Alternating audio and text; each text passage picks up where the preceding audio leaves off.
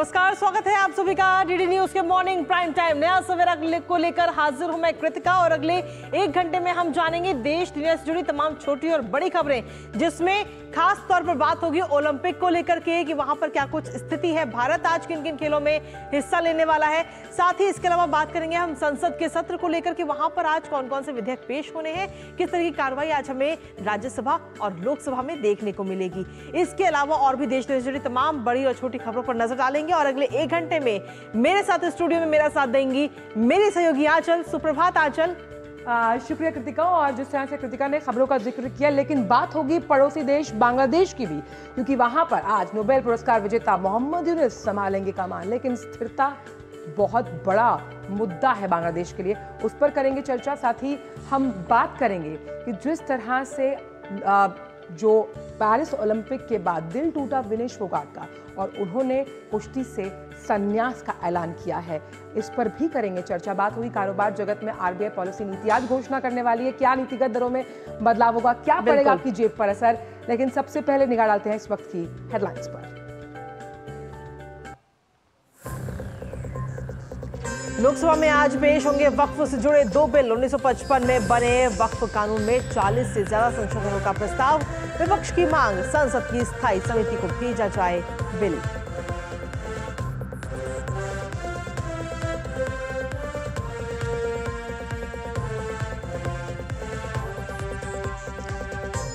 New Zealand की राजधानी Wellington में राष्ट्रपति द्रौपदी मुर्मू ने अंतर्राष्ट्रीय शिक्षक सम्मेलन को किया संबोधित। कहा, भारत ने शिक्षा के क्षेत्र में की उल्लेखनीय प्रगति, शिक्षा को बताया सामाजिक परिवर्तन और राष्ट्र निर्माण का माध्यम।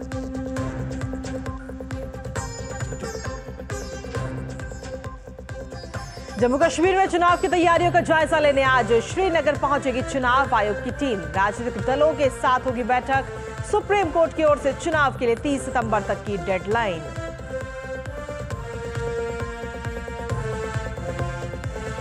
मौद्रिक नीति समिति में लिए गए फैसलों की घोषणा आज। नीतिगत दरों में बदलाव होंगे या नहीं, आज पूछेगा पर्दा।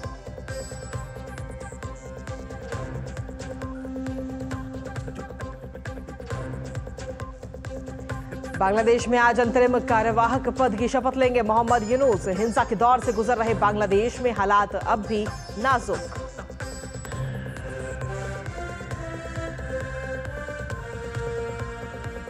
विनेश फोगाट ने कुश्ती से लिया संन्यास। सोशल मीडिया एक्स पर लिखा, मां कुश्ती मुझसे जीत गई, मैं हार गई, माफ करना, आपका सपना, मेरी हिम्मत सब टूट चुके हैं और इससे ज्यादा ताकत नहीं रही।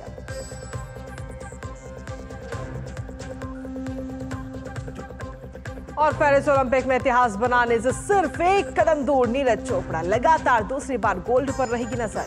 वहीं कांस्य पदक के लिए भारतीय हॉकी टीम का स्पेन से होगा मुकाबला।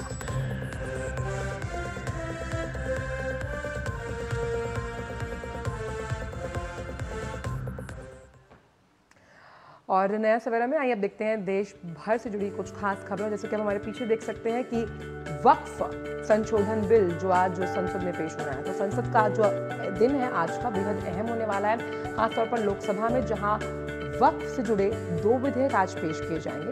वक्फ संशोधन विधेयक 2024 और मुसलमान वक्फ निरसन विधेयक 2024। और साथ ही अगर देखा जाए तो दोनों ही विधेयक केंद्रीय अल्पसंख्यक कार्य मंत्री किरेन रिजिजू पेश करेंगे।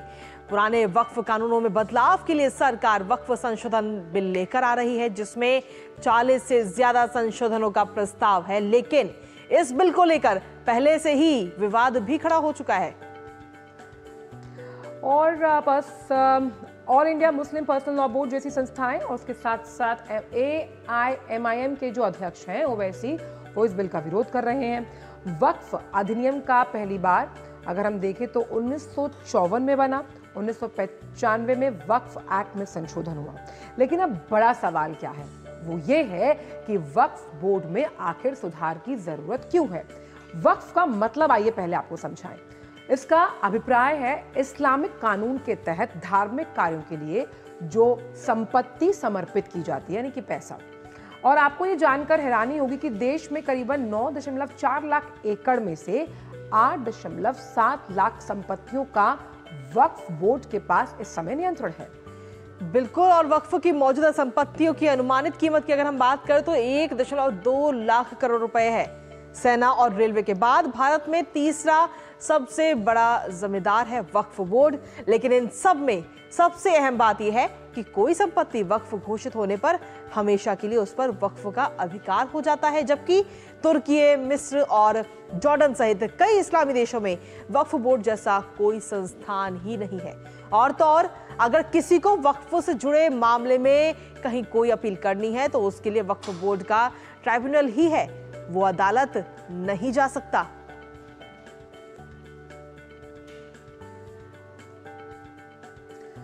तो वक्फ बोर्ड में संशोधन का कुछ राजनीतिक दल विरोध कर रहे हैं, लेकिन कुछ इसके पक्ष में भी हैं।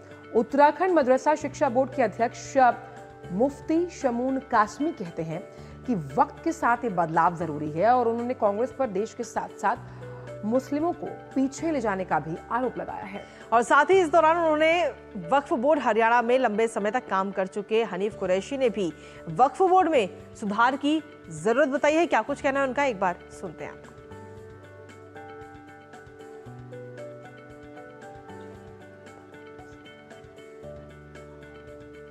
के अंदर देश को पीछे किया और ख़ास तौर से मुसलमानों को मेन स्ट्रीम से काटा, और मेन स्ट्रीम से काटने का कांग्रेस को फ़ायदा ये हुआ कि वो वोट बैंक बने रहे।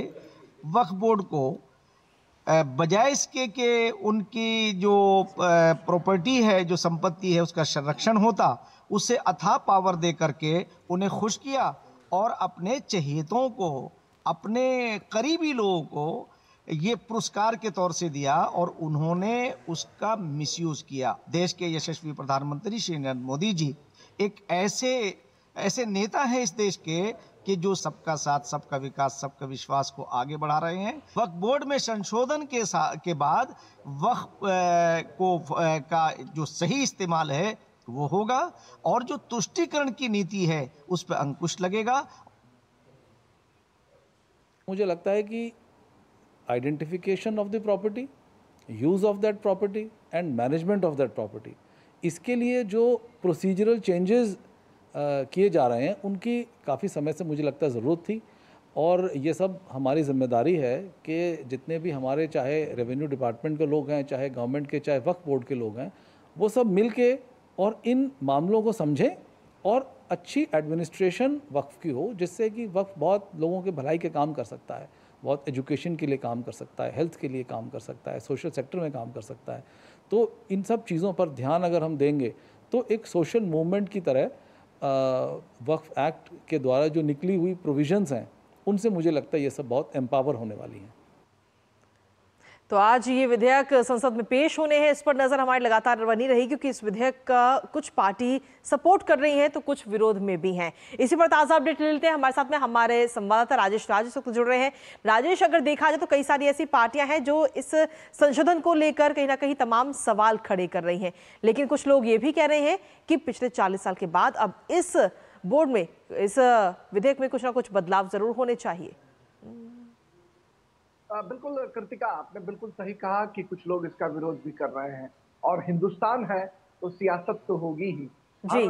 कण कण में, हर रग रग में हिंदुस्तान में सियासत है, और जो सियासी पार्टियां हैं वो जरूर नफा और नुकसान की सियासत को ध्यान में रखकर कई कानूनों में बदलाव का पक्ष भी लेती हैं तो कई कानूनों का विरोध भी करती हैं। और हमने देखा था कि कई जो बड़े बदलाव हुए, जीएसटी रोल आउट से लेकर तमाम तरह की जो संसद के भीतर जो कवायदे हुई हैं उसका लोगों ने अगर समर्थन किया तो कुछ लोगों ने विरोध किया, और यही हिंदुस्तान के डेमोक्रेसी की खूबसूरती भी है। लेकिन जहां तक वक्फ कानून का सवाल है, वक्फ बोर्ड का सवाल है, तो इस पर जो संसाधन है इन पर कुछ सीमित लोगों का ही अब तक कब्जा रहा है, और जिसको लेकर तमाम जो हमने देखा कि जो धार्मिक आस्था में रखने वाले जो सियासी जो लीडर हैं वो उनकी बात करें या फिर जो धर्म गुरु हैं वो भी इस कानून में बदलाव की हिमायत कर रहे हैं। तो कहीं ना कहीं जो सच्चर समिति की जो सिफारिशें 2006 में जो रिपोर्ट आई थी, जिसमें कहीं ना कहीं इसमें जो बदलाव की बात करी गई थी कि वक्फ बोर्डों को प्रशासनिक रूप से मजबूत करने के लिए संगठनात्मक सुधार की जरूरत है। इसमें महिला सदस्यों को भी इनकॉर्पोरेट करने की बात जो है सच्चर कमेटी ने की थी। सच्चर कमेटी कहीं ना कहीं जो हिंदुस्तान में जो मुसलमान हैं उनके हक हुकूक की बात करने के लिए, उनकी स्थितियों की जांच करने के लिए वो समिति राजेंद्र सच्चर जो देश के बहुत बड़े जी एडवोकेट थे, उनकी अध्यक्षता में इस कमेटी का गठन किया गया था और उसकी सिफारिशों में स्पष्ट तौर पर जो बंगाल में मुसलमानों में गरीबी थी या फिर वक्फ कानून में बदलाव की जो स्थिति थी उसको रेखांकित करने का जी काम किया गया था। तो आज निश्चित तौर पर जब किरण रिजिजू राज्यसभा में इस विधेयक को लेकर आएंगे और इस विधेयक पर जब तकरीर होगी, जब सदन के भीतर जब भाषणों का दौर चलेगा, तो बहुत कुछ निकल कर सामने आएगा कृतिका कि इसमें क्या कुछ बदलाव की जो जी रूपरेखा जी तैयार की गई है वो क्या तैयार की गई है, और सदस्य जब अपनी अपनी चिंताएं जाहिर जी करेंगे, सदस्य जब इस बदलाव का पक्ष लेंगे और विरोध करेंगे, तो एक अद्भुत दृश्य जो है सदन के भीतर देखने को मिलेगा। बिल्कुल। बिल्कुल, और तकरीरें पेश होनी चाहिए, तकरार ना हो, ये भी बहुत अहम है। राजेश, लेकिन अगर हैरत अंगेज जो तमाम आंकड़े हमने पेश किए उसमें अकूत संपत्ति वक्फ बोर्ड्स के पास है, और ऐसे में जिस तरह के सुधारों की बात यहाँ की जा रही है, कितना पारदर्शी हो जाता है अगर ये सुधार लागू होंगे, क्योंकि साफ तौर पर अकाउंटेबिलिटी और जवाबदेही जो है वो बनी रहनी चाहिए। बिल्कुल आंचल, आपने बिल्कुल सही कहा कि जो अकाउंटेबिलिटी है वो रहनी चाहिए। अगर हम देखते हैं कि कोई अगर मंदिर है तो उस मंदिर को धार्मिक न्यास बोर्ड में उसका रजिस्ट्रेशन कराया जाता है। धार्मिक न्यास बोर्ड समय समय पर मंदिर की कमेटियों की देखरेख करता है। मंदिर के लिए जो जरूरतें हैं उसको धार्मिक न्यास बोर्ड से जोड़ने के बाद उनकी कमियों, खूबियों और खामियों का पता धार्मिक न्यास बोर्ड लगाता है। जी लेकिन वक्फ बोर्ड की जो कल्पना की गई है इसमें इस तरह की कोई व्यवस्था नहीं है। शायद यही वजह है कि जिलाधिकारी के यहाँ रजिस्ट्रेशन कराने की बात हो या फिर अन्य तरह की जो कवायदे हैं उसकी जो है वो हिमायत की गई है इस कानून में कि कहीं ना कहीं जो वक्फ बोर्ड के जो संपत्ति हैं उसकी जानकारी पब्लिक डोमेन में कैसे हो। और आपने जैसा कि कहा कि रेलवे और अन्य जो संस्थाएं हैं उनके बाद सबसे बड़ा जो है रियल एस्टेट संस्थान है वक्फ बोर्ड, और जी जिसमें अकूत संपत्ति का कोई हिसाब किताब नहीं है कि आखिर ये संपत्ति कहाँ से आता है, कहाँ जाता है और कौन इसकी देखरेख जी करता है। तो कहीं ना कहीं जो इनकी संपत्ति है उन संपत्तियों के बारे में तमाम लोगों को ये जानकारी मिले और उसका सही इस्तेमाल जो है वो हो सके, इसके लिए इन कानूनों में बदलाव किया जा रहा है कि कुछ खास लोगों की जो पकड़ इस जी वक्फ बोर्ड पर रही है, जिसकी वजह से आम लोग पीछे छूटते चले गए हैं। आम और खास के बीच जो दूरियां हैं आंचल, इसको काटने के लिए इस कानून में बदलाव के जरिए वक्फ बोर्ड की संपत्तियों की सुरक्षा, संरक्षा और हम कह जी सकते हैं कि जो उनकी खामियां हैं उनको भी दूर करने के प्रयास इस संशोधन के जरिए किए जा सकेंगे। जी राजेश, अगर देखा जाए तो इस बिल को लेकर के कई सारी कमियां खामियां तो इसमें हैं ही, लेकिन कुछ अन्य पार्टियां अभी भी आज भी ऐसी हैं जो इस बिल का विरोध कर रही हैं। विरोध करते हुए क्या वजह वो बता रही हैं कि आखिर क्यों इसमें संशोधन नहीं होना चाहिए? देखिए कृतिका, जहां तक विरोध और समर्थन की बात है, विरोध और समर्थन मैंने आपको पहले कहा, अब असदुद्दीन ओवैसी जैसे लोग जो कहीं ना कहीं धार्मिक अपनी जो उन्माद है, धार्मिक उन्माद फैलाकर कहीं ना कहीं वो हर हाल में ये चाहते हैं कि एक खास वर्ग में उनकी लोकप्रियता बनी रहे और उस खास वर्ग को ध्यान में रखकर वो कहीं ना कहीं अपनी जो नीतियां हैं उसको स्थापित करने की कोशिश करते हैं। लिहाजा कई बार आपने देखा, जैसे अगर हम बात करें नारी शक्ति वंदन विधेयक की, उसमें भी कोटा विदिन कोटा की बात करी गई। हालांकि पूरे सदन ने सर्वसम्मति से इस विधेयक को पारित किया क्योंकि सवाल महिलाओं को 33% आरक्षण देने का था।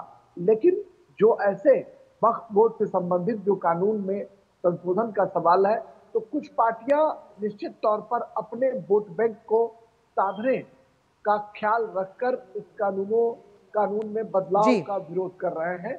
निश्चित तौर पर उनकी ये कोशिश है कि एक खास वर्ग जो अल्पसंख्यक समुदाय का जो वोट है उसको कहीं ना कहीं फोकस कर वो समर्थन और विरोध की सियासत को आगे बढ़ा रहे हैं। लेकिन देखना होगा कि सदन के भीतर जब वो इसके समर्थन में अपनी बातें कहेंगे तो सत्ता पक्ष की तरफ से कैसे इसको काउंटर किया जाता है, बिल्कुल वह नजारा भी देखने लायक होगा कि आखिर जब इसमें बदलाव के जरिए कुछ खास लोगों की जो नजर इस बोर्ड पर है उसको कैसे खास से आम बनाया जाए, इसके लिए जब तकरीर होगी, बिल्कुल जब वहां पर खास से कैसे आम बनाया जाए तो और काउंटर कैसे ट्रेजरी बेंच बिल्कुल करता है, और ये देखना होगा। हालांकि इन दोनों बिलों को लेकर जेडीयू को थोड़ा एतराज भी है और साथ ही साथ वो लगातार विपक्ष चाह रहा है कि भाई इसे संसद की स्थायी समिति को भेजा जाए। आज बवाल होगा या बहस, ये लगातार जो हमारे पार्लियामेंट रिपोर्टर्स हैं जो वो लगातार कवरिंग करते हैं तो उनसे आगे भी इस पर चर्चा जारी रहेगी। बहुत बहुत शुक्रिया राजेश इन तमाम जानकारियों को हमसे साझा करने के लिए। बिल्कुल, और नया सवेरा में खबरों का जो सिलसिला है वो यूं ही लगातार जारी है, लेकिन इसी बीच वक्त एक छोटे से ब्रेक का हो गया, कहीं मत जाएगा क्योंकि ब्रेक के बाद खबरें और भी हैं। लाल रंग इसका अपार, तीखा कम है फिर भी स्वाद, बेमिसाल बेमिसाल MDH Kashmiri, MDH Kashmiri. MDH। मैं क्या जी, सब जानते हैं जहां दिखे मारियो अपना समझ के खा लियो।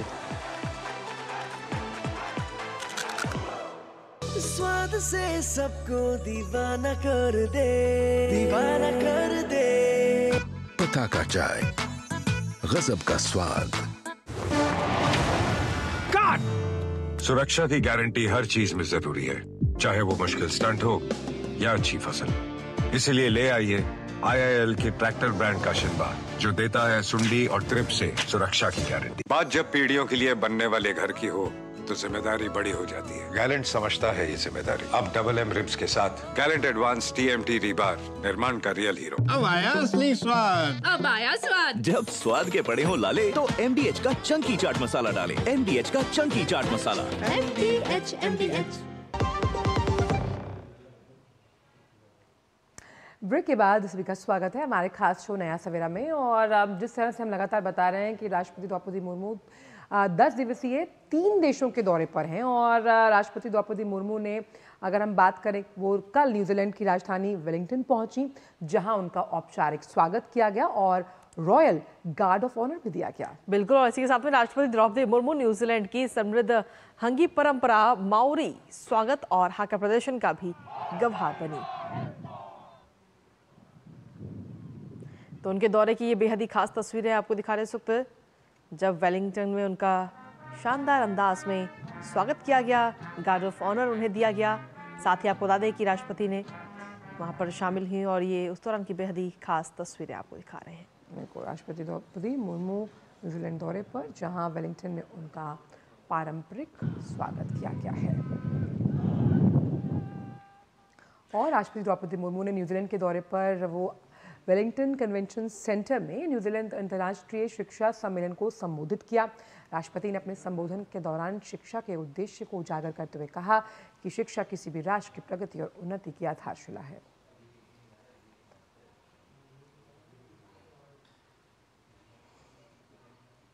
Education is not just an individual endeavor, but also a vehicle for social change and nation building. Education should be creative and touch all aspects of people's life, be it economic, intellectual, artistic, economic, social, or spiritual. Education enables society to create leaders, thinkers, guides, protectors, and keepers of the conscience of society. Education is the cornerstone of a nation's progress and advancement. और इसी के साथ राष्ट्रपति द्रौपदी मुर्मू ने कहा कि भारत में ज्ञान एक आंतरिक खोज रही है और भारत ने शिक्षा के क्षेत्र में उल्लेखनीय प्रगति की है। Scriptures of life, the Vedas, Upanishads, and the Buddhist Tripitaka, to the rich Sangam literature and the ancient centers of learning like Nalanda and Takshashila, knowledge has been an eternal pursuit in India. राष्ट्रपति द्रौपदी मुर्मू ने अपने संबोधन के दौरान भारत 21वीं शताब्दी में जो शिक्षा के क्षेत्र में प्रगति हुई है उसके साथ साथ जो साक्षरता है उसके क्षेत्र में जो उल्लेखनीय प्रगति हुई है उस पर भी प्रकाश डाला।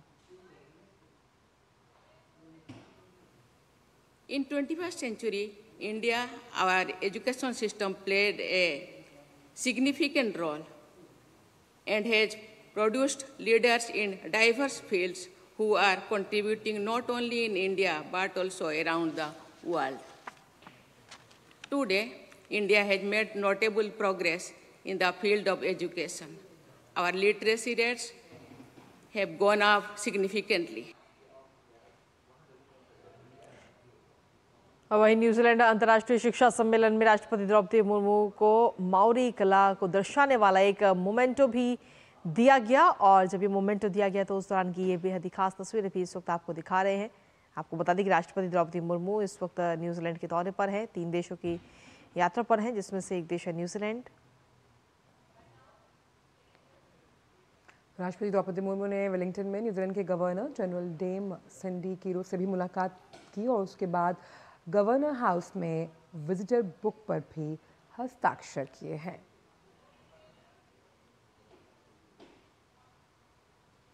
द्रौपदी मुर्मू ने विजिटर बुक पर भी हस्ताक्षर किए हैं।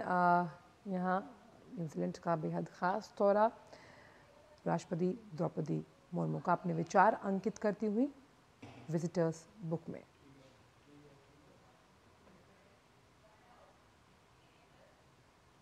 और चलिए अब अगली खबर का रुख कर लेते हैं जो है जम्मू कश्मीर से जुड़ी हुई, जहां पर इस वक्त चुनाव की आहट सुनाई दे रही है। जी हां, जम्मू कश्मीर में विधानसभा चुनाव अब बेहद ही जल्द होने वाले हैं और इसी सिलसिले में चुनाव आयोग की टीम आज से प्रदेश की 2 दिवसीय दौरे पर भी रहेगी और यहाँ टीम चुनाव की जो तैयारियां हैं उसकी समीक्षा करेगी। इसके साथ ही आयोग के अधिकारी जो विभिन्न राजनीतिक दल हैं उनके नेताओं के साथ बैठक कर चुनावी प्रक्रिया पर चर्चा करेंगे। राजनीतिक परामर्श के अलावा टीम विभिन्न जिलों के मजिस्ट्रेट, पुलिस अधीक्षक समेत नागरिक प्रशासन के शीर्ष अधिकारियों के साथ बैठक करेगी।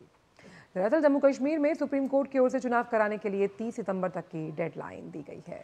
वहीं जम्मू कश्मीर में पहली बार एसटी के लिए 9 सीटें भी आरक्षित की गई हैं। 90 विधानसभा क्षेत्रों में से 43 जम्मू क्षेत्र का हिस्सा होंगे और 47 कश्मीर क्षेत्र के लिए रहेंगी। और इसी बड़ी खबर पर ज़्यादा जानकारी के साथ सीधे श्रीनगर से हमारे साथ हमारे सहयोगी ऋषि कुमार जुड़ गए हैं। ऋषि, बदलाव की बयार की जब हम बात करते हैं वो इसी बात से अंकित होती है कि वहाँ पर 30 सितंबर की डेडलाइन दी गई है चुनावों को लेकर। हमने आपकी रिपोर्ट्स देखी, हर्ष और उल्लास का माहौल है, खास तौर पर जब हम चुनाव की बात करते हैं वो भी जम्मू और कश्मीर में, और 370 के हटने के बाद ये ऐतिहासिक होने वाला है। हाँ बिल्कुल, 370 हटने के बाद ये ऐतिहासिक होगा। और जब पिछली बार जहाँ पर चुनाव हुए थे, विधानसभा चुनाव नवंबर-दिसंबर 2014 में ये चुनाव हुए थे, उसके बाद कह सकते हैं कि 10 वर्षों के बाद यहाँ पर चुनाव होने जा रहे हैं। हालांकि लोकसभा चुनावों के दौरान यहाँ पर लोगों ने अपनी जो भागीदारी है वो दिखाकर ये साबित किया है कि कश्मीर के लोग, जम्मू के लोग किस तरीके से लोकतंत्र में विश्वास रखते हैं। और आज जो चुनाव आयोग की टीम करीब 10 बजे के आसपास वो श्रीनगर पहुंच रही है। श्रीनगर में उनके विस्तृत कार्यक्रम है। सबसे पहले वो राजनीतिक दलों के साथ बैठक करेंगे,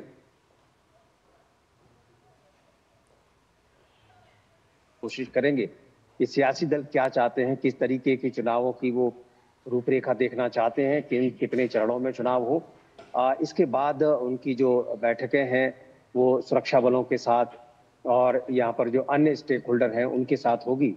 तो वहीं जम्मू में कल जब सुबह पहुंचने के बाद चीफ सेक्रेटरी और जो अन्य जो सुरक्षा एजेंसियों से संबंधित और जो कह सकते हैं कि जिसमें कि चाहे वो आईटी डिपार्टमेंट हो या फिर अन्य नारकोटिक्स डिपार्टमेंट हो, इन सब के शीर्ष अधिकारियों के साथ चुनाव आयोग की बैठक होगी। और बताया जा रहा है कि कल तकरीबन 2:30 बजे जम्मू में प्रेस कॉन्फ्रेंस के माध्यम से मुख्य चुनाव आयुक्त इस मामले में जानकारी देंगे कि चुनावों की किस तरीके की तैयारियां पूरी कर ली गई हैं और क्या रूपरेखा है। मुझे लगता है कि इस मामले में ये आखिरी दौरा है और इस दौरे के बाद कभी भी जम्मू कश्मीर में चुनाव की जो घोषणा है वो कर दी जाएगी। जैसे कि आपने भी बताया कि 30 सितंबर से पहले सुप्रीम कोर्ट के आदेश के आलोक में सभी तैयारियों को पूरा कर लिया गया है। और हम जानते हैं कि जब भी किसी राज्य में निर्वाचन कार्यालय की तरफ से मुख्य निर्वाचन आयुक्त जब दौरा करते हैं तो ये माना जाता है कि वहां पर सभी तैयारियां पूरी हो गई हैं और उनकी अंतिम समीक्षा के तौर पर वो वहां जाकर तय करते हैं कि किस चरणों में चुनाव हो। तो आज बेहद महत्वपूर्ण दौरा उनका श्रीनगर में। जी बिल्कुल। और जिस तरह की अगर हम जम्मू कश्मीर के हालात को देखें तो विकास के पथ पर अभी अग्रसर है। वहाँ की आवाम, वहाँ का जो यूथ है, अगर आपने उनसे बात की, कितना उत्सुक नजर आता है इस संवैधानिक प्रक्रिया में हिस्सा लेने के लिए जो कि लोकतंत्र की नींव माना जाता है। देखिए, इस समय जो ताजा उदाहरण हमारे सामने है लोकसभा चुनाव 2024 के अभी जो संपन्न हुए हैं, और पूरे कश्मीर में खासतौर से ऐसे इलाकों में जो रिमोट एरियाज थे वहां पर भी जो मतदान का प्रतिशत देखने को मिला, देश के एवरेज से भी आगे जब उन्होंने यहाँ बढ़ चढ़कर भाग लिया, तो ये बताता है कि किस तरीके से यहाँ के लोग अब डेमोक्रेसी की ओर पूरी तरीके से बढ़कर अपने जो माहौल है, जो खुशनुमा माहौल है, उस माहौल में ये सुनिश्चित करना चाहते हैं कि वो अपने वोट के माध्यम से अपनी नुमाइंदगी को तय करें। यहाँ पूरे के पूरे जो जहाँ तक बात करें कि 2019 के बाद जो परिस्थितियाँ बनी हैं, उसमें आमतौर पर जो यहाँ का शहरी है वो अमन चैन पसंद है और वो चाहता है कि यहाँ पर अधिक से अधिक पर्यटक आएँ, अधिक से अधिक देश के लोग जब यहाँ घूमने आएंगे तो उनका भी कारोबार आगे बढ़ेगा। साथ ही साथ यहाँ पर निवेश की जो संभावनाएं बढ़ी हैं, निवेश की शुरुआत हुई है, उससे यहाँ पर रोजगार की जो वृद्धि होने की संभावनाएं उनको दिखी है। उसके बाद उन्हें लगता है कि एक एस्टैब्लिश्ड गवर्नमेंट यहाँ पर रहे और वो यहाँ की नुमाइंदगी करे, यहाँ के लोगों की बातों को सुने और ऐसी सरकार हो जो ये सुनिश्चित करे कि जम्मू कश्मीर के बेहतरी के लिए और यहाँ के स्थानीयों के बेहतरी के लिए कैसे काम हो। और लोकतंत्र की बहाली यहाँ पर हम देखते हुए जो देखते हैं कि कहाँ किस तरीके से जो युवा है खासतौर से इसमें बेहद उत्साहित है। तो हमने इस लोकसभा चुनाव में भी मैं यहाँ पर था तो मैंने देखा था कि ऐसे लोग जिन्होंने कभी वोट नहीं किया था वो भी इस बार वोट डालने के लिए बाहर निकले थे। तो एक कह सकते हैं कि शांतिपूर्ण माहौल में यहाँ जो परिस्थितियां बनी है वहाँ चुनाव संपन्न कराने की जो प्रक्रिया है, मुझे लगता है ये अंतिम चरण में है और चुनाव आयोग की टीम इसी का जायजा लेने के लिए आज पहुंच रही है। ठीक है, चलिए फिलहाल बहुत बहुत शुक्रिया ऋषि, तमाम जानकारी और अपडेट्स हमारे साथ साझा करने के लिए। इस खबर पर आगे भी आपसे अपडेट्स लेते रहेंगे और नया सफर में आगे बढ़ेंगे और आगे बढ़ के बात करेंगे आरबीआई पॉलिसी की। लेकिन उससे पहले एक छोटा सा ब्रेक, आप बने रहिए हमारे साथ। तड़के वाली, भोली भाली, मेहनत वाली, असली तड़के वाली, ये तो बड़ी समझदार, बड़ी होशियार, MDH के सही टेस्ट का असली टेस्ट, MDH जिंजगालिक टेस्ट। स्वाद से सबको दीवाना कर दे, दीवाना कर दे। पता का चाय, गजब का स्वाद। मैं क्या जी, सब जानते हैं, जहां दिखे मारियो अपना समझ के खा लियो। बात जब पीढ़ियों के लिए बनने वाले घर की हो तो जिम्मेदारी बड़ी हो जाती है। गैलेंट समझता है ये जिम्मेदारी। अब डबल एम रिब्स के साथ गैलेंट एडवांस TMT रीबार, निर्माण का रियल हीरो। सुरक्षा की गारंटी हर चीज में जरूरी है, चाहे वो मुश्किल स्टंट हो या अच्छी फसल। इसीलिए ले आइए IIL के ट्रैक्टर ब्रांड का शिनबार, जो देता है सुंडी और ट्रिप से सुरक्षा की गारंटी। दादी के हाथों का जादू और खुशबू से महकता घर। MDH गरम मसाला, असली मसालों से भरा हूँ मैं, क्योंकि हर रिश्ता है स्वाद से जुड़ा।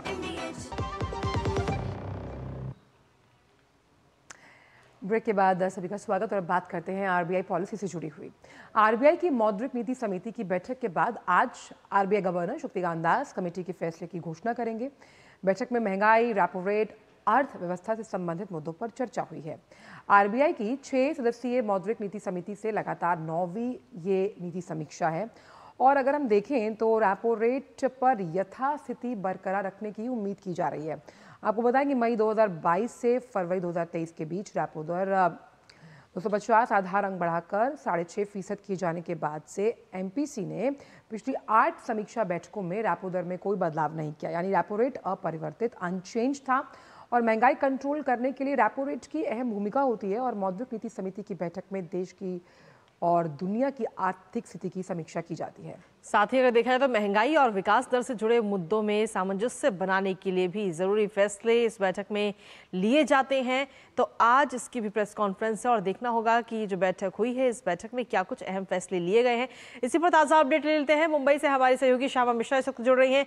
श्यामा, अगर देखा जाए तो कितनी उम्मीद आपको लगती है कि रेपो रेट जो है वो अभी भी स्थिर ही रहेगा, बढ़ने की उम्मीद है या नहीं है? इस पर ताज़ा अपडेट दीजिए। देखिए कृतिका, बिल्कुल उम्मीद है कि यहाँ पर कोई बदलाव नहीं होगा, स्टेटस क्वो मेंटेन्ड रहेगा। और जैसे आप भी बता चुकी हैं, आंचल बता चुकी हैं कि अगर ये ऐसे होता है, यथास्थिति बनी रहती है, तो ये लगातार 9वीं बार होगा जहाँ कोई बदलाव नहीं किया जाएगा। 6 तारीख से जो शुरू हुई थी मॉनेटरी पॉलिसी कमेटी की मीटिंग, आज जाके वो समाप्त होगी और 10 बजे के करीब जो गवर्नर हैं शक्तिकांत दास रिजर्व बैंक के, वो अनाउंस करेंगे कि क्या उन्होंने डिसीजन लिया है। और जैसा कि एक्सपर्ट्स कह रहे हैं कि यहाँ पर कोई बदलाव नहीं होगा।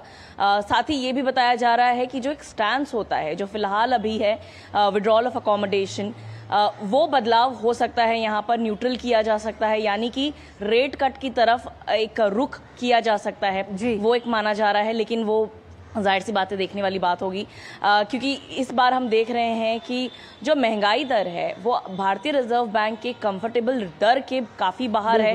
अभी हमने फिलहाल देखा कि 5% से ऊपर ये दर्ज किया हुआ है। और जो CPI इन्फ्लेशन की बात करें तो वो काफ़ी बड़ा सरदर्द बना हुआ है। और भारतीय रिजर्व बैंक हमेशा कहता है कि भले ही ये कम हो रहा है लेकिन इसके ऊपर नज़र बनाए रखना बहुत ज़्यादा अनिवार्य है। तो अब फिलहाल अगर आप देखें तो काफ़ी सारी जगहों पर जो खेती एग्रीकल्चर जो जगहें हैं वहाँ पर बाढ़ की स्थिति बनी थी काफ़ी लंबे समय तक। तो उसका क्या असर होता है, ज़्यादा बारिश का क्या असर होता है CPI इन्फ्लेशन के ऊपर, वो देखने वाली बात होगी।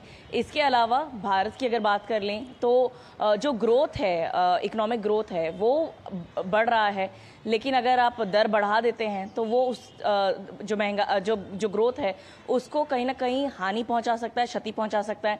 तो भारतीय रिजर्व बैंक ये भी ध्यान में रखेगा कि ऐसा कुछ कदम ना उठाएं जिससे ग्रोथ को कहीं भी तो किसी भी तरीके से चोट पहुंचे। तो एक बैलेंस बना के रखना यहाँ पर काफी जरूरी होगा भारतीय रिजर्व बैंक के लिए। वित्तीय अनुशासन और विकास, ये दोनों अहम पड़ाव माने जाते हैं जब भी कोई फैसला RBI की MPC कमेटी द्वारा लिया जाता है। तो देखने वाली बात होगी गवर्नर साहब क्या कोई रेट कट देते हैं या फिर इस बार भी जो दरें हैं उन्हें अपरिवर्तित रखा जाएगा। बहुत बहुत शुक्रिया श्यामा इन तमाम जानकारियों को हमसे साझा करने के लिए। आपसे लगातार इस पूरे मामले पर अपडेट्स लेते रहेंगे। वहीं बढ़ते हैं आगे नया सवेरा में और बात करते हैं national board of examination in medical sciences ने आगामी जो नीट की PG 2024 परीक्षा है उसके पेपर लीक को लेकर चल रही खबरों को झूठा और भ्रामक करार दिया है। दरअसल NBEMS के मुताबिक कुछ लोग सोशल मीडिया प्लेटफॉर्म टेलीग्राम के जरिए उम्मीदवारों को पैसों के बदले प्रश्न उपलब्ध कराने के फर्जी दावे कर रहे हैं, जिसके बाद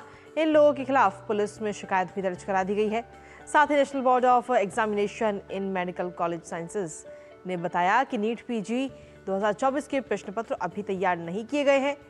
NBEMS ने इन झूठे दावों का खंडन करते हुए आवेदकों को भी सावधान रहने की सलाह दी है। उसके साथ ही एक बयान में यह भी कहा गया कि आवेदक ऐसे तत्वों के बहकावे में ना आए जो आगामी नीट PG 2024 के प्रश्नों तक पहुंच का दावा करके उन्हें बेवकूफ़ बनाने की कोशिश कर रहे हैं। दरअसल NBEMS ने प्रश्न पत्र उपलब्ध कराने का झूठा दावा करने के मामले में अभ्यर्थियों को शिकायत दर्ज कराने की भी बात कही है।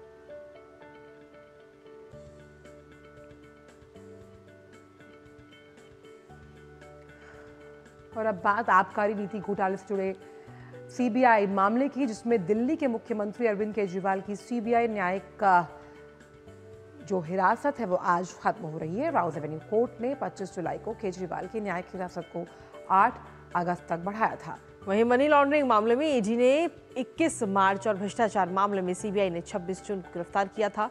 मनी लॉन्ड्रिंग मामले में केजरीवाल को सुप्रीम कोर्ट से अंतरिम जमानत मिल चुकी है और CBI मामले से जुड़ी जमानत याचिका दिल्ली हाई कोर्ट के समक्ष लंबित है।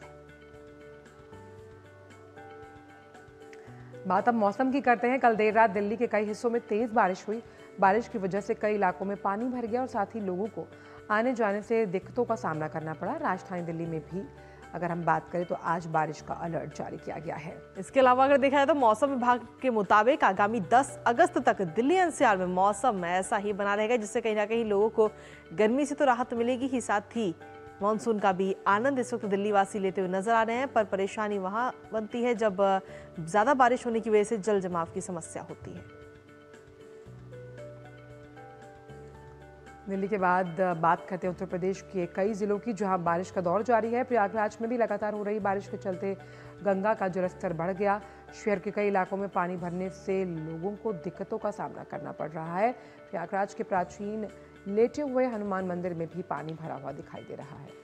और वहाँ की तस्वीरें भी इस वक्त आपको दिखा रहे हैं कि मंदिर के अंदर किस तरीके से पूजा वहाँ पर की जा रही है। पानी हालांकि काफ़ी भर गया है, लेकिन उसके बावजूद भी पूजा का जो नियम है वो अभी भी वहाँ पर जारी है। और वहीं मौसम विभाग के मुताबिक देखा जाए तो राज्य के कई इलाकों में अभी भी भारी बारिश की संभावना जताई गई है।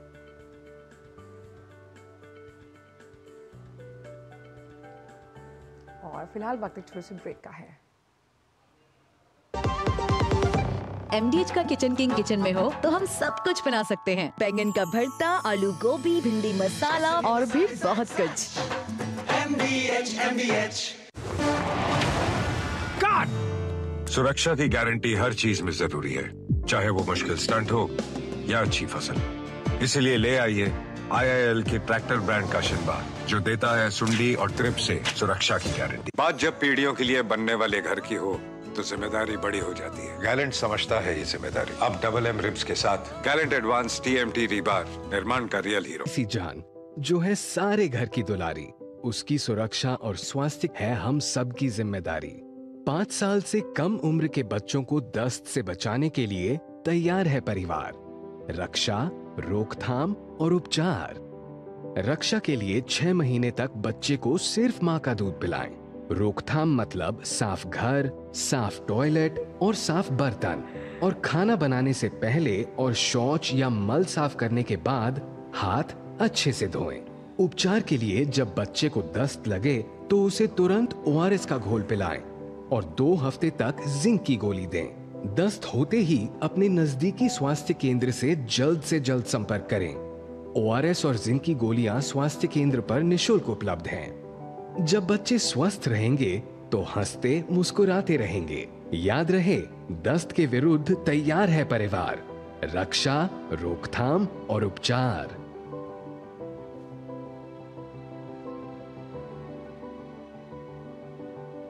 अधिक जानकारी के लिए आशा दीदी से संपर्क करें। स्वास्थ्य एवं परिवार कल्याण मंत्रालय द्वारा जनहित में जारी। और ब्रेक के बाद एक बार फिर से स्वागत है आप सभी का। आगे बढ़ते हुए अब अगला नंबर है हमारे खास सेगमेंट का, अखबारों की सुर्खियों का।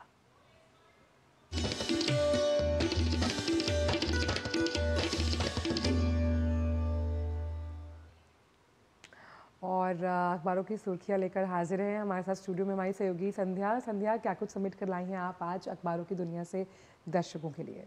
आजकल अखबारों की सुर्खियों में आज है चैंपियनों की चैंपियन विनेश फोगाट से जुड़ी हुई खबर, जो कि पहले पेज पर लगभग सभी प्रमुख अखबारों ने प्रकाशित की है। और आपको बता दें कि मात्र 100 ग्राम वजन की वजह से डिस्क्वालीफाई विनेश फोगाट जब हुई तो पूरे देश को निराशा तो हाथ लगी, साथ ही साथ प्रधानमंत्री नरेंद्र मोदी ने विनेश फोगाट का हौसला बढ़ाते हुए कहा कि आप चैंपियनों की चैंपियन हैं, और इसी बात को हेडलाइन के साथ कोट किया गया है। आपको बता दें कि भारतीय ओलंपिक संघ की प्रमुख PT उषा ने भी विनेश फोगाट से बात की और इस दौरान उन्होंने भी हौसला बढ़ाया और कहा कि पूरा देश आपके साथ खड़ा है। एक और खबर की बात करते हैं जो कि वायनाड से जुड़ी हुई है, जिसे जनसत्ता अखबार ने स्थान दिया है। लेकिन आपको बता दें कि वायनाड में जिस तरह से भूस्खलन हुआ और जिस तरह से प्राकृतिक आपदा आई, उसको लेकर के एक बच्चे ने एक चिट्ठी लिखी है रक्षा बलों को और कहा है कि मेरे प्रिय वायनाड में जिस तरह से प्राकृतिक आपदा आई है, लेकिन आपने जिस तरह से राहत और बचाव कार्य चलाया उसको देख करके मैं आप पर गर्व महसूस कर रहा हूं। और इसके आभार के रूप में रक्षा बलों ने कहा कि आपके साहस और प्रेरणा के लिए आभार युवा योद्धा। एक और खबर की बात कर लेते हैं जो कि है खेल खेल में पढ़ाने का जो सपना नई राष्ट्रीय शिक्षा नीति के तहत देखा गया था वो अब साकार होता दिख रहा है। अब बच्चे पढ़ेंगे चंद्रयान सहित देश पर गर्व करने वाली कहानियां। जी हां, आपको बता दें कि तीसरी और छठी के लिए एनईपी के तहत तैयार नई पाठ्य पुस्तकें जारी हो चुकी हैं। तो इस खबर को भी आज दैनिक जागरण अखबार ने प्रमुखता के साथ प्रकाशित किया है। एक और खबर की बात करें जो बांग्लादेश से है, वो भी आज प्रमुख अखबारों में देखने को मिली है। वर्ल्ड हिंदू फेडरेशन का दावा है कि बांग्लादेश में पिछले 24 घंटों में 39 जिलों के हिंदुओं को टारगेट कर उनकी हत्या की गई। इसके अलावा आपको बता दें कि आज अंतरिम कार्यवाहक पद की शपथ लेंगे मोहम्मद यूनुस। तो इस खबर को भी स्थान दिया गया है। चलते चलते एक और खबर की बात कर लेते हैं जो कि है स्मार्टफोन से जुड़ी हुई, और ये रिपोर्ट बताती है कि स्मार्टफोन का इस्तेमाल आपको स्मार्ट तरीके से करना होगा, और अगर आपने ऐसा नहीं किया तो ये कहीं ना कहीं आपके मानसिक स्थिति को गड़बड़ा सकता है। ये हालिया अध्ययन में दिखाया गया है कि 5 में से 1 किशोर में स्मार्टफोन के कारण समस्याएं देखने को मिल रही है, जिसमें डिप्रेशन जैसी समस्याएं यानी कि दिमाग से जुड़ी हुई जो समस्याएं वो सामने आ रही हैं। तो ये एक रिपोर्ट बताती है कि आपको स्मार्टफोन का इस्तेमाल तो करना है क्योंकि इससे आप बच नहीं सकते, लेकिन इससे आप अपने मानसिक संतुलन को कैसे बचा सकते हैं इसको तय करना आपकी अपनी जिम्मेदारी होगी। तो अगला अलग अलग क्षेत्रों से जुड़ी हुई आज के अखबारों में ये है खास खबरें। चलिए फिलहाल बहुत बहुत शुक्रिया संध्या, इतनी ढेर सारी खबरों को ला करके समेट करके बेहद ही कम समय में हमारे दर्शकों तक पहुंचाने के लिए, और ख़ास तौर पर मोबाइल से जो जुड़ी खबर थी, क्योंकि मोबाइल आजकल अगर दिखाए तो आम जनजीवन में बहुत ही ज़्यादा ज़रूरी हो गया है।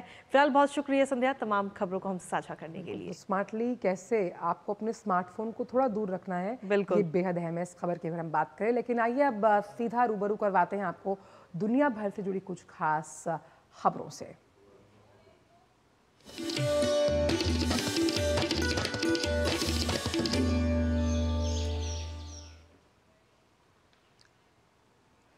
तो बांग्लादेश में आज अंतरिम सरकार का शपथ ग्रहण समारोह होना है। नोबेल पुरस्कार विजेता और प्रख्यात अर्थशास्त्री मोहम्मद यूनुस के नेतृत्व में अंतरिम सरकार आज शपथ लेगी। देश के सेना प्रमुख जनरल वकार उज जमान ने कहा कि सरकार में 15 सदस्यों की सलाहकार परिषद होगी। सेना प्रमुख ने साथ ही ये दावा किया कि देश भर में स्थिति में काफ़ी सुधार हो रहा है और अगले 3-4 दिन में सामान्य स्थिति बहाल हो जाएगी। सेना प्रमुख ने ये भी कहा कि पिछले कुछ दिनों में हुई हिंसा में शामिल लोगों को बख्शा नहीं किया जाएगा और उनके खिलाफ कानूनी कार्रवाई की जाएगी। वहीं बांग्लादेश के राष्ट्रपति मोहम्मद शहाबुद्दीन ने सोमवार को पूर्व प्रधानमंत्री शेख हसीना के इस्तीफे के बाद मंगलवार को संसद भंग कर दी थी। बांग्लादेश के लिए रवाना होने से पहले पेरिस हवाई अड्डे पर यूनुस ने कहा कि सरकार के प्रमुख के तौर पर उनकी प्राथमिकता देश में सामान्य स्थिति कायम करने की होगी। देश में स्थिति सामान्य हो और सभी पीड़ितों को न्याय मिले, इसके लिए वो पहले दिन से ही प्रयास करेंगे।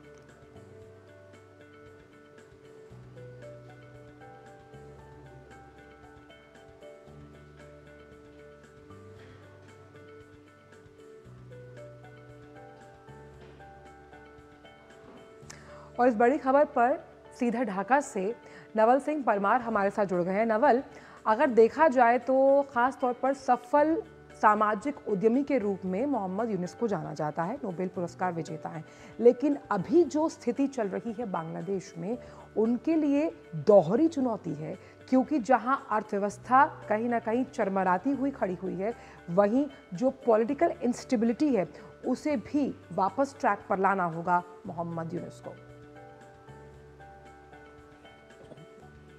आपका बात सही है। अभी जो बांग्लादेश का सिचुएशन है उसके हिसाब से पहले तो स्टेबिलिटी और उससे पहले सेफ्टी बहुत जरूरी है, क्योंकि पिछले मिड ऑफ जुलाई में एक जेल ब्रेक हुआ था और अभी रिसेंटली लास्ट 4-5 दिन में भी और 1-2 जेल ब्रेक हुई है। तो उसके बाद around 900, 600 and 200 1700 criminals are roaming freely in the roads and street of Bangladesh।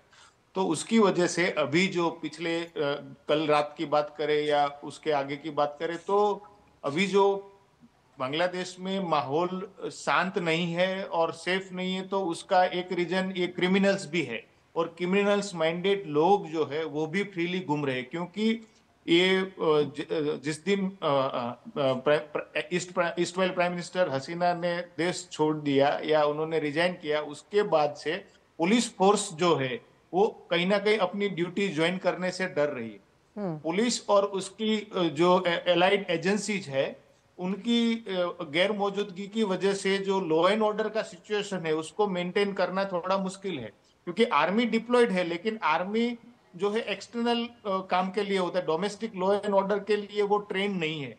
तो उसकी वजह से जो क्रिमिनल्स या जो चोर लुटेरे काइंड ऑफ लोग हैं, वो लोग को अभी मौका मिला है। तो जो भी ये वारदातें होती है क्राइम की या लूट होती है या कुछ वेंडलाइजेशन होता है, तो उसमें ये लोग की भी बड़े तादाद में ये लोग इन्वॉल्व हैं। बिल्कुल, तो सिक्योरिटी बहुत बड़ा एक कंसर्न है। को भी आर्मी ने भी जी, सिक्योरिटी बहुत बड़ा कंसर्न है बांग्लादेश के लिए, और क्योंकि जब हम परचेजिंग पावर की बात करते हैं, वहाँ कामगारों की जो स्थिति और ख़ास तौर पर जो अल्पसंख्यक हैं, जिस तरह से हिंदू मंदिर तोड़े जा रहे हैं, तो इस वक्त बहुत दोहरी चुनौती के साथ मोहम्मद यूनुस को ये कमान सौंपी गई है और उनसे बहुत सी उम्मीदें होंगी बांग्लादेश की जनता की। बहुत बहुत शुक्रिया आपका इन तमाम जानकारियों को हमसे साझा करने के लिए। और इसी के साथ चलिए अब नया सवाल में बढ़ते आगे और अंतर्राष्ट्रीय जगत की खबर के बाद अब बात करेंगे खेल जगत की तमाम खबरों की।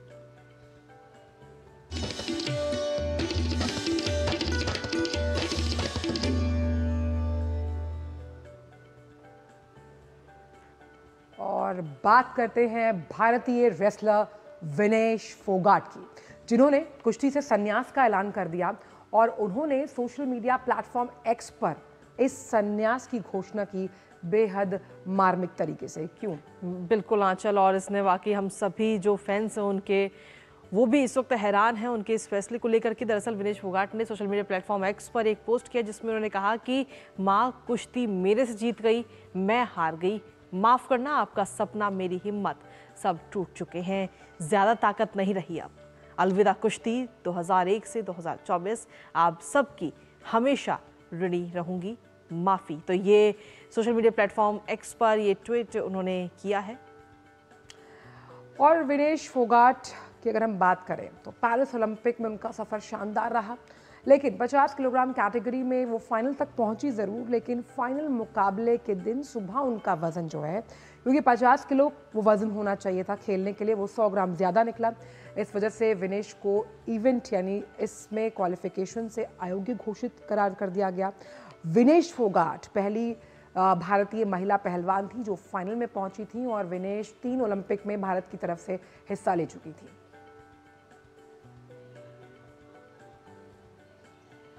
तो पेरिस ओलंपिक के 50 किलोग्राम के कैटेगरी की अगर हम बात करें, इसके फाइनल में पहुंची, सफ़र बेहद शानदार रहा, 3 बाउट खेले, तीनों में अपने सामने वाले जो प्रतिद्वंदी हैं उससे चारों खाने चित किया विनेश ने। विनेश ना केवल 9 साल की उम्र से लगातार कुश्ती में अपना दमखम दिखाती हुई नजर आई, लेकिन एक के बाद एक उन्होंने कई ऐसे कारनामे कुश्ती में किए जिनकी वजह से उनका नाम कुश्ती की अगर बात करें और पूरे खेल जगत की बात करें तो स्वर्णिम अक्षरों में लिखा गया है। वहीं विनेश ने कुश्ती को तो इस वक्त अलविदा तो कह दिया है, लेकिन उससे पहले विनेश ने अपने डिस्क्वालिफिकेशन के खिलाफ court of arbitration for sport में अपील भी की है। इस मुद्दे पर CAS आज अपना फैसला सुना सकती है। विनेश ने संयुक्त रूप से ओलंपिक में रजत पदक दिए जाने की मांग की है और इससे पहले भारतीय ओलंपिक संघ और भारतीय कुश्ती संघ ने भी इस मुद्दे पर अपना विरोध दर्ज कराया था। वहीं आपको बता दें कि court of arbitration for sport एक अंतर्राष्ट्रीय निकाय है। इसका काम खेल से जुड़े सभी कानूनी विवादों का निपटारा करना है, जहां अब आज फैसला सुनाया जा सकता है विनेश फोगाट को लेकर के कि उन्हें सिल्वर मेडल दिया जाए या नहीं। इस पर नजर हमारी लगातार बनी रहेगी।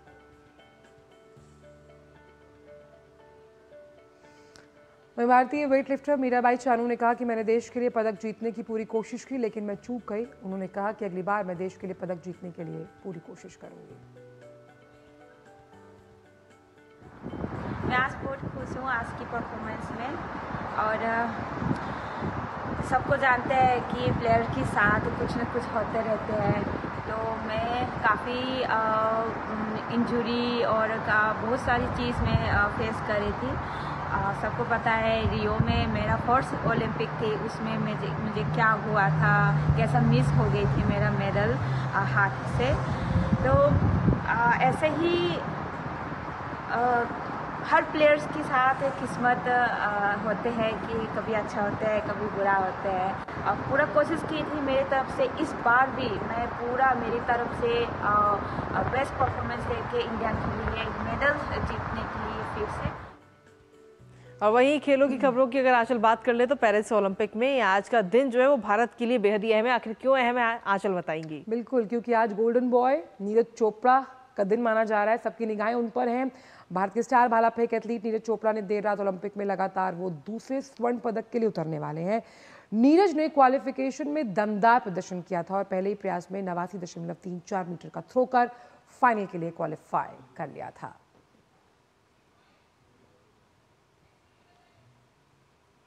वहीं भारतीय पुरुष हॉकी टीम आज कोलंबस के यवेस डू मैनोयर स्टेडियम में कांस्य पदक के लिए स्पेन से भिड़ेंगी। भारत लगातार दूसरी बार कांस्य पदक के लिए मुकाबला खेलेगा। हॉकी रैंकिंग में 5वें स्थान पर काबिज भारत को मंगलवार को सेमीफाइनल में दुनिया की दूसरे नंबर की टीम जर्मनी से 2-3 से हार का सामना करना पड़ा था।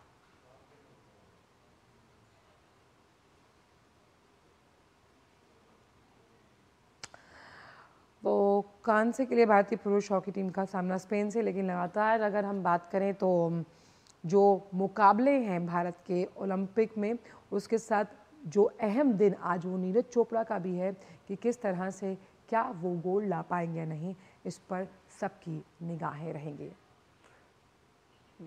बिल्कुल, और इसी पर ताज़ा अपडेट लेते हैं। हमारे साथ में मुकेश शुक्ला पेरिस से इस वक्त हमारे साथ जुड़े हैं। मुकेश, अगर आज के मुकाबलों को देखें तो नीरज चोपड़ा पर सबकी निगाहें तो टिकी ही हुई हैं, लेकिन उनसे आज स्वर्ण पदक की भी काफ़ी उम्मीदें हम सभी क्यों हैं। तो वहीं हॉकी की अगर हम बात करें तो भारतीय टीम जो है कांस्य पदक के लिए आज खेलती हुई नजर आएगी। जी बिल्कुल सही कहा आपने। आज का दिन फिर से हमारे जो गोल्डन बॉय हैं नीरज चोपड़ा पर होगा कि किस तरह से वो परफॉर्म करते हैं। अपना फाइनल मुकाबला जैवलिन थ्रो में वो खेलने उतरेंगे 12 जैवलिन थ्रोअर के साथ। तो क्या उनका थ्रो रहता है। पिछली बार टोक्यो ओलंपिक के गोल्ड मेडलिस्ट थे। देश उम्मीदें कर रहा है कि नीरज एक बार फिर से अंतर्राष्ट्रीय स्तर की इस प्रतियोगिता पे, यानी जो सबसे बड़ा खेलों का महाकुंभ होता है ओलंपिक में, अपनी चमक बिखेरेंगे। और जो उनका क्वालिफिकेशन था, सभी ने देखा किस तरह से उन्होंने क्वालिफिकेशन में एक ही थ्रो में क्वालिफाई करके सभी को अचंभित कर दिया।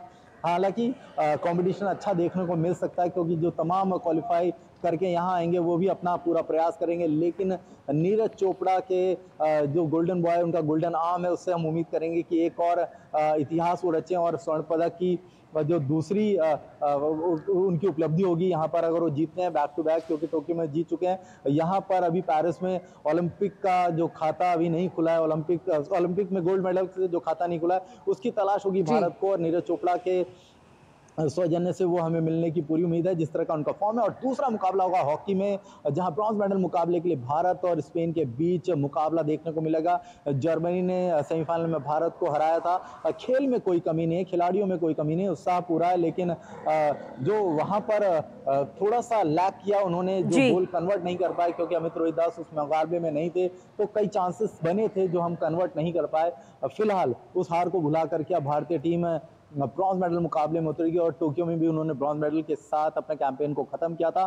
तो ये एक और बड़ा मुकाबला होगा भारत बनाम स्पेन का, जहां पर भारत चाहेगा स्पेन को टक्कर देना और ब्रॉन्ज मेडल के साथ अपने इस कैंपेन को खत्म करना। वहीं अमन सहरावत जो है वो होंगे मुकाबले में, रेसलिंग मैट पर दिखाई देंगे पुरुष वर्ग में, और खेलते हुए उनको हम देख सकते हैं। अंशु मलिक होंगी वुमेन कैटेगरी में। इन दोनों पहलवानों से उम्मीद है, क्योंकि विनेश का जिस तरह से डिस्क्वालिफिकेशन पूरे रेसलिंग फेडरेशन को आहत किया है, जिस तरह से पूरे के पूरे दल को उन्होंने उनके इस डिस्क्वालिफिकेशन से झटका लगा, ये चाहेंगे कि इस नाकामयाबी को भुला करके ये दोनों पहलवान जो है वो मैट पर कमाल दिखाएं और विनेश की कमी को पूरा करके देश को पदक की फहरिस्त में जरूर पहुंचाएं। तो ये सब होगा, आज का एक्शन देखना होगा कि कौन सा खिलाड़ी आज के दिन चमक बिखेर पाता है। बिल्कुल, बहुत बहुत शुक्रिया मुकेश इन तमाम जानकारी को हमसे साझा करने के लिए। लेकिन फिर भी अगर विनेश की बात की जाए तो ये कह सकते हैं खूब लड़ी कुश्ती वो बलाली की लाली थी, और जिस तरह से उन्होंने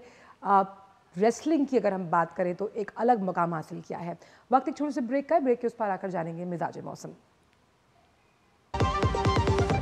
दादी के हाथों का जादू और खुशबू से महकता घर। MDH गरम मसाला, असली मसालों से भरा हूं मैं, क्योंकि हर रिश्ता है स्वाद से जुड़ा। बात जब पीढ़ियों के लिए बनने वाले घर की हो तो जिम्मेदारी बड़ी हो जाती है। गैलेंट समझता है ये जिम्मेदारी। अब डबल एम रिब्स के साथ गैलेंट एडवांस TMT रीबार, निर्माण का रियल हीरो। सुरक्षा की गारंटी हर चीज में जरूरी है, चाहे वो मुश्किल स्टंट हो या अच्छी फसल। इसलिए ले आइए IIL के ट्रैक्टर ब्रांड का शिनबा, जो देता है सुंडी और ट्रिप से सुरक्षा की गारंटी।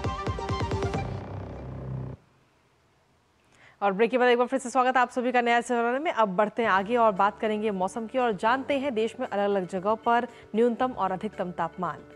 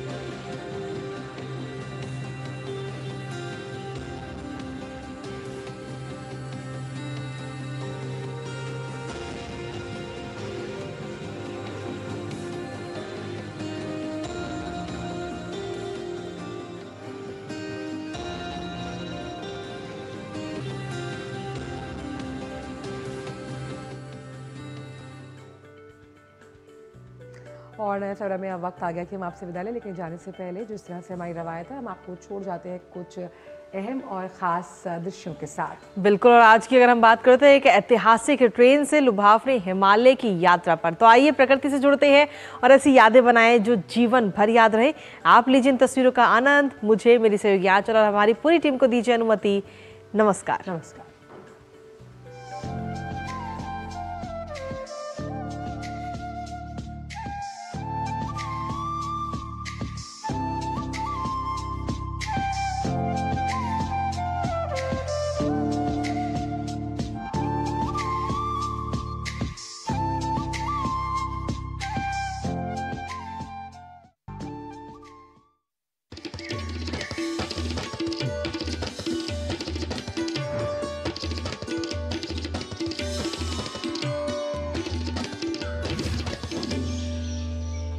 नया सवेरा के